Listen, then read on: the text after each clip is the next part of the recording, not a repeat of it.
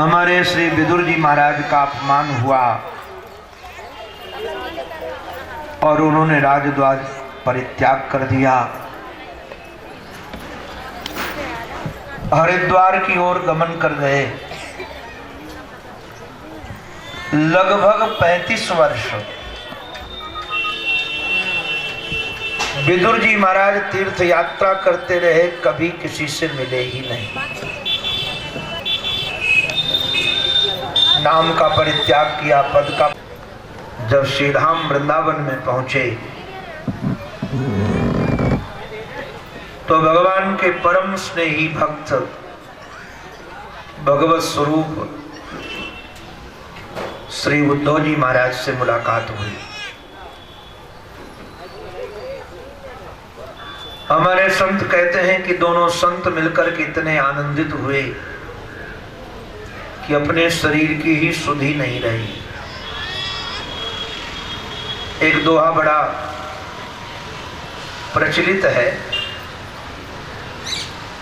और वो यहां सार्थक होता है।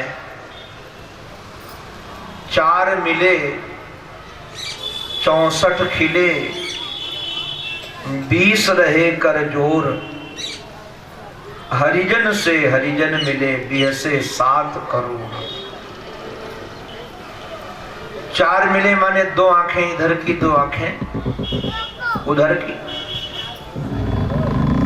64 खिले माने 32 दांत इधर के, 32 दांत उधर के, दोनों मुस्कुरा गए।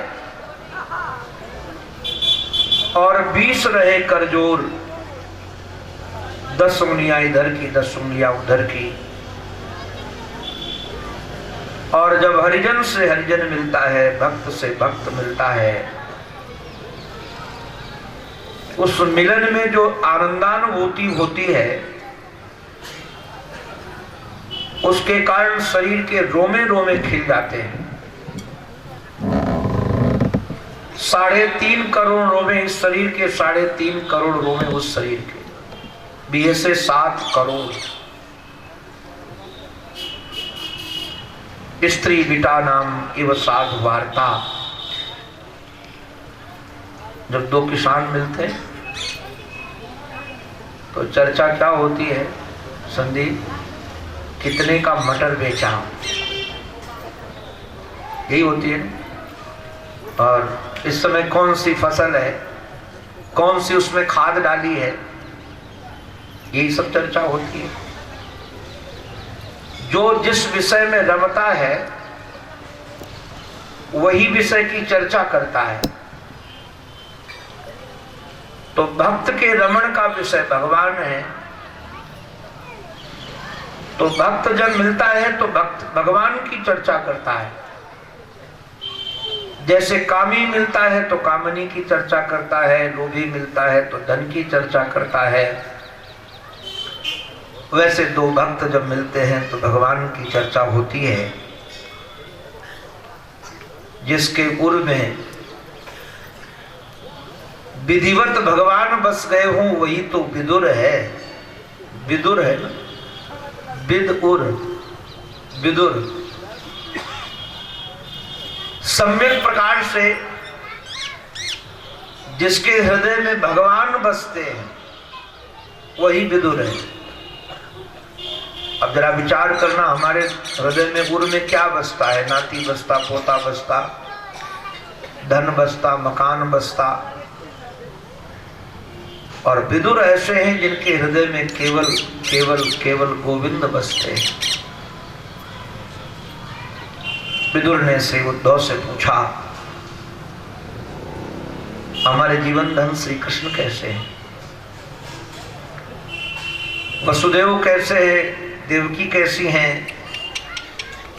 अनिरुद्ध कैसा है? प्रद्युम्न कैसा है? संतों का नाम ले लेकर के, भक्तों का नाम ले लेकर के पूछा। और पूछते ही श्री उद्धव जी महाराज के नेत्रों में अश्रु भरा है। भगवान की बात पूछी और बह चले आंखों में आंसू। विदुर ने कहा, क्या बात है, आपकी आंखों में आंसू? बोले जिनकी चर्चा तुम अभी पूछ रहे हो, सच कहें कि यादव लोग बड़े दुर्भाग्यशाली, यदवोमपि। क्यों? यदुवंशी इसलिए दुर्भाग्यशाली हैं, भाग्यशाली नहीं। जैसे समुद्र मंथन के पूर्व सागर में मछलियां भी रहती थी, चंद्रमा भी रहता था। मछलियों को लगता था ये चंद्रमा भी कोई विशेष प्रकार की मछली है, केवल इसमें चमक है, इसलिए मछलियां भी चंद्रमा को ठोकर दे करके निकले। ऐसे यदुवंश वाले लोग श्री कृष्ण को पहचान नहीं पाए। इनको यही लगता था कि कोई छलिया है, कोई जादूगर है। किंतु सच कहें, आज जैसा श्री कृष्ण जैसा मैंने आज तक कोई उदार नहीं देखा। अहो वकीयम स्तन कालकूटम जिघांसया पारयदप्य साध्वी लेभे गतिम धात्रुचिताम ततोन्यम कंबा दयालुम शरणम रजेम। गोविंद की लीलाओं का चिंतन करने लगे, उनकी उदारता का, उनके स्वभाव का, उनके प्रभाव का वर्णन किया और कहा कि अब वो हम सबको छोड़ करके चले गए। चतुपंचावशेषिता, 4-5 बचे। विदुर भी रो पड़े, गोविंद को पुकारने लगे, प्रार्थना करने लगे गोविंद के चरणों में। उद्धव के भी नेत्र बह रहे थे। उद्धव ने विदुर को कहा कि विदुर तुम बहुत भाग्यशाली हो। जीवन धन जब गोविंद जाने वाले थे तब उन्होंने महात्मा मैत्रेय को कहा कि हमारा विदुर आएगा, उसे तुम ये हमारा संदेश दे देना। भगवान को हुक्म कहते हैं कि वो हमारे हैं, एक बार वो कह दे कि तू हमारा है, काम बन गया। हमारे रसिक जन कहते एक बार तू हंस के कह दे तू मेरा मैं तेरा। गोविंद श्री उद्धव को इस बात को बताते थे कि विदुर हमारा है, हम विदुर के हैं। ये सुना कि मैत्रेय महात्मा के पास जाने की बात कही है तो तुरंत वहां से चल करके गंगा द्वार हरिद्वार में द्वारुद्युनद्य ऋषभ कुरुणाम मैत्रेय मासीन मगाध बोधम। गंगा द्वार हरिद्वार में भागवत में कहीं भी हरिद्वार शब्द प्रयोग नहीं है, गंगा द्वार है, द्वारुद्युनद्य। गंगा द्वार में एक महात्मा रहते हैं जो अगाध बोध स्वरूप हैं, नाम मैत्रेय है। हमारे श्री उद्धव जी महाराज गए उनके चरणों में, पप्रच्छ सौशील्य गुणाभितृप्ता, उनके श्री चरणों में साष्टांग वंदन करके और कुछ प्रश्न करते हैं। हमने एक संत की कुटिया के दरवाजे पर लिखा हुआ पढ़ा था कभी, संत मिलन को जाइए तज ममता अभिमान। संत मिलन को जाइए तज ममता अभिमान, जो जो पग आगे बढ़े कोटिन यज्ञ समान। संत मिलने के लिए जाओ तो दो चीजों का परित्याग करके जाओ, एक ममता का परित्याग और एक अहंकार का परित्याग। अगर दो छूट जाए तो आपका एक एक कदम घर से निकलेगा तो करोड़ों यज्ञों के समान है। अभी मैं अवध के एक दिव्य संत अब उनका शिव विग्रह नहीं है। संत प्रवर श्री गोपालाचार्य जी महाराज बड़े रसीले संत थे। मैंने आज तक उनकी जैसी कथा किसी की नहीं सुनी। लीला प्रधान पूज्य महाराज जी जब कथा करते थे तो ऐसा लगता कि भगवान लीला कर रहे हैं। आप लोगों ने कृष्ण लीला तो बहुत सुनी होगी, किंतु राम लीला में, कवितावली रामायण में तो राम की बाल लीला का वर्णन है, किंतु रामचरित्र मानस में बाल लीला का बहुत विशद वर्णन नहीं है। एक दो ही लीला सुनाई है। पूज्य महाराज श्री से मैंने 160 लगभग बाल लीला राम जी की सुनी थी। राम जी महाराज गेंद खेलते हैं। गेंद खेलने की भी कितनी विधियां हैं। घोड़े पर चढ़कर गेंद खेलते हैं, नाव में गेंद खेलते हैं, सरयू में गेंद खेलते हैं, बहुत सारी विधियां हैं। तो पूज्य स्वामी जी महाराज को मैं सुन रहा था उनको। स्वामी जी महाराज ने कहा कि एक ब्राह्मणी का पति मर गया, बेटा था, तो ब्राह्मणी बड़ी व्यथित हुई। स्वाभाविक है, पति का देहावसान हो जाने के बाद स्त्री को पीड़ा हो। संयोग से बेटे का ब्याह हुआ तो बेटा भी मर गया, तो घर में दो विधवा हो गई। और एक महाराज ब्याह के बाद बेटा हो, गर्भवती थी स्त्री बहू उसकी, और गर्भावस्था में ही वो पति भी मर गया था, तो घर में दो दो विधवा। किंतु गर्भ था इसलिए महाराज सेवा में लगी। बाद में उसको भी बेटा हुआ, और बेटा हो जाने के बाद उसका जब ब्याह हुआ तो वो भी मर गया। अब 3 विधवा, तीनों क्रंदन कर रही थी, रो रही थी, और महाराज सामने लाश रखी थी। बहुत व्यथित की पता नहीं कौन सा पाप ऐसा है कि हमारे घर में पुरुष मर जाते हैं। इतने में संत देवर्षि नारद जी महाराज संत बन करके गए और कहा, तुम्हारे जन्म के पूर्व जन्म के पापों के कारण ये घटना हो रही है। बोले, अब इस बच्चे का संस्कार तो मैं जल्दी नहीं करूंगी। उन्होंने कहा, एक काम करो, कोई राजसु यज्ञ का फल दे दे तो ये बेटा जीवित हो जाएगा। अब राजसु यज्ञ ही करना सबके बस का नहीं है, फिर उसका फल इकट्ठा हो तब दिया जाए। तो कहा कि राजसु यज्ञ का फल है किसके पास? बोले, इस समय युधिष्ठिर जी महाराज यज्ञ कर रहे हैं, वहां जाओ। वो तीनों माताएं उस बच्चे की लाश लेकर युधिष्ठिर जी महाराज के यज्ञ में पहुंच गई और क्रंदन कर रही थी। युधिष्ठिर जी महाराज के दर्शन हो। युधिष्ठिर जी महाराज पीड़ा सुनकर के आए तो कहा कि देखो बहनों, अभी तो यज्ञ पूरा हुआ नहीं, और यज्ञ पूरा हो जाए उसके बाद मैं फल दूंगा, आप तब तक बैठो। उन्होंने कहा, हमारा तब तक इस बालक की लाश सड़ जाएगी, और बाद में आप फल दोगे भी तो हमको मिलेगा क्या? युधिष्ठिर जी महाराज ने कहा कि फिर हमारे पास कोई युक्ति नहीं है। तब तक एक अहीर का बालक आया, यज्ञ चल रहा था।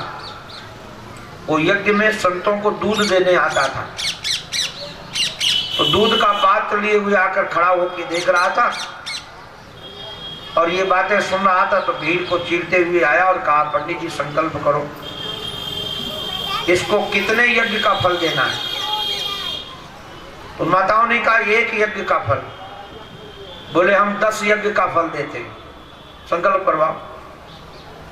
और जो महाराज संकल्प हुआ और जो महाराज छोड़ा उस अहीर के बालक ने संकल्प, तो वो तो बालक जीवित ही हो गया। जो 2 मरे हुए थे, संस्कार हो गया था, वो भी वापस आ गए। जब वापस आ गए तो बड़ा आश्चर्य हुआ युधिष्ठिर जी महाराज को कि मैं राजा हूं और मेरे पास इतना यज्ञों का फल नहीं है, इसके पास कहां से आ गया? युधिष्ठिर ने हाथ जोड़ करके पूछा, भैया तुम कौन हो और तुम्हारे पास इतना यज्ञ का फल आया कहां से? उसने हाथ जोड़ करके कहा कि महाराज, मैं तो अहीर का बालक हूं अनपढ़ गमार हूँ, हमने कोई यज्ञ नहीं किए, ये चमत्कार हुआ कैसे? बोले हमको संतों ने कहा था कि संतों के पास जाओ ममता और अभिमान छोड़ करके, तो जो जो कदम बढ़ते हैं तो करोड़ों यज्ञ का फल मिलता है, कोटि यज्ञ समान। हमको इस बात पर पूरा विश्वास है और इसी के माध्यम से हम संतों के पास में आते हैं तो हमारे पास करोड़ों यज्ञों का फल है। अभिप्राय क्या है कि बात हम पढ़ते तो जरूर हैं, किंतु हमारे हृदय में इस पर विश्वास नहीं होता है। हमको लगता है ऐसे कैसे हो सकता है। हमने कई बार देखा है कि बड़े बड़े डॉक्टरों से मिलने के बाद कोई रोग ठीक ना हो और कोई सामान्य व्यक्ति दवा बताए तो बोले अरे हमने अमेरिका के डॉक्टर को दिखाया था, उसकी दवा से नहीं ठीक हुआ, तुम्हारी दवा से क्या ठीक हो जाएगा? विश्वास नहीं होता। हमको बचपन में एक रोग था कि पंखा की हवा शरीर में लगे तो चित्ते चित्ते हो जाते थे, तो हमको साथ में एक एविल गोली आती थी, हरदम रखना पड़ता है कि जो होने लगे तो एक गोली खा लो, 2 गोली खा लो। हमने लगता है लगभग सभी दिल्ली में, बंबई में सबको दिखाया, जो जो उन्होंने डॉक्टरों ने दवा बताई सब किया, कोई प्रभाव ही नहीं पड़ता था, बिना गोली खाए रह न सके। एक हमको संत मिल गए, हमने कहा कि जब से सुध संभाली तब से रोग है। अरे उन्होंने कहा गेरू होती ना, गेरू खा लो। हमको लगा कमाल की बात है, गेरू खाने से कहीं ये चला जाएगा। बोले बस ज्यादा नहीं खानी है, गोली के बराबर गोली खाओ, गेरू खा लो 3-4 दिन खाली पेट। हमको लगा कि शायद ये संत है, कह रहे होंगे, शायद हो। आपको जानकर आश्चर्य लगेगा, मैंने 27 साल लगभग पहले खाया था वो 4 दिन गेरू, आज तक कभी वह रोग हुआ ही नहीं। तो विश्वास हो, कई बार लगता है कैसे कैसे हो जाएगा, बड़े बड़े डॉक्टरों की दवा खाई। ऐसे यदि संतों की वाक्य शैली पर विश्वास हो कि सचमुच में यदि संतों के दर्शन के लिए जाते हैं तो हमको करोड़ों यज्ञ का फल मिलता है, तो निश्चित रूप से वो फल आपको मिलेगा। प्रत्यक्ष प्रमाण देखने को मिला। तो विदुर जी महाराज के चित्त में संतों के प्रति महान आदर था, अच्युत भाव शुद्ध। उनको ये नहीं लगा कि हम किसी संत के पास आए हैं, उनको लगा कि हम भगवंत के पास आए। अच्युत भाव शुद्ध। उनको लगा कि श्री कृष्ण के पास आए हैं, अच्युत के पास आए हैं। पप्रक्ष सौशील्य गुणावितृप्ता। महाराज बड़े आदर के साथ, सुशीलता के साथ, हम तो एक निवेदन कर दें आप सबसे, आप लोग थोड़ा सावधान होकर सुनिएगा। अन्न का कण और साधु का क्षण कभी व्यर्थ नहीं करना चाहिए। वेद में है अन्नम वही ब्रह्म। हम लोग हमारे थाली में खूब बरसा लेते हैं फिर छोड़ देते हैं। और ये पार्टियों में लोग जो जाते हैं वो बफेलो सिस्टम में खाने, आप लोग भी जाते होंगे शादी ब्याह में, तो क्या उसी सिस्टम से, बफेलो सिस्टम से ही भोजन मिलता है। जूता चप्पल पहने और उसका जूठा चम्मच उसके मुख में, उसका जूठा चम्मच उसके मुख में, जैसे भैंसें खाएं वही तो सिस्टम है। वो पढ़े लिखो जरूर लोग उसको क्या बोलते हैं, बफे, वो है तो बफेलो ही। उस सिस्टम में खाने के लिए जाते हैं तो मैंने सोचते क्या दिक्कत है, जो लिया एक थाली फेंक दी, फिर ले लिया, चख लिया, ना अच्छा लगा फिर छोड़ दिया। एक महात्मा ने बड़ी अच्छी बात कही, मैं उसको ध्यान देता हूं। वो महात्मा कहते हैं व्यक्ति उतना ही खाता है जितना उसका खाता है।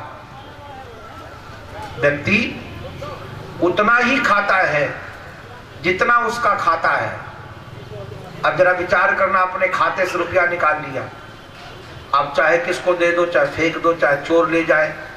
आप बैंक से निकाल करके ले आओ और बाहर चोर ले जाए और आप बैंक वालों के पास जाओ कि अभी तभी तो ले गए, आप दो हमको, तो कहेंगे खाते से नहीं लोगे आप, नहीं मिलेगा। ऐसे जो आपने अपनी थाली में ले लिया वो आपके खाते से नहीं लोगे, आपके खाते से आ गया, और खाते को जल्दी खत्म कर दोगे फेंक करके, तो ध्यान रखना भोजन सामने होगा किंतु खा नहीं पाओगे, खाता खत्म। डॉक्टर कहेंगे खाओगे तो मरोगे। इसलिए खाता को कभी खत्म मत करो, खाता में उतना ही निकालो जितना खा सको, व्यर्थ मत करो। ऐसे संत का कभी क्षण व्यर्थ नहीं करना चाहिए। उनसे कभी प्रश्न पूछने भी हो तो सार्थक प्रश्न पूछो, निरर्थक प्रश्न नहीं। वो कई लोग महाराज आते हैं संतों के पास, कहते महाराज हनुमान जी लंका गए थे तो कैसे गए थे? तो कहते मसक समान रूप कपि धरी। तो कहते फिर अंगूठी कहां संभाली थी? मच्छर बन के गए तो अंगूठी तो कैसे पकड़े?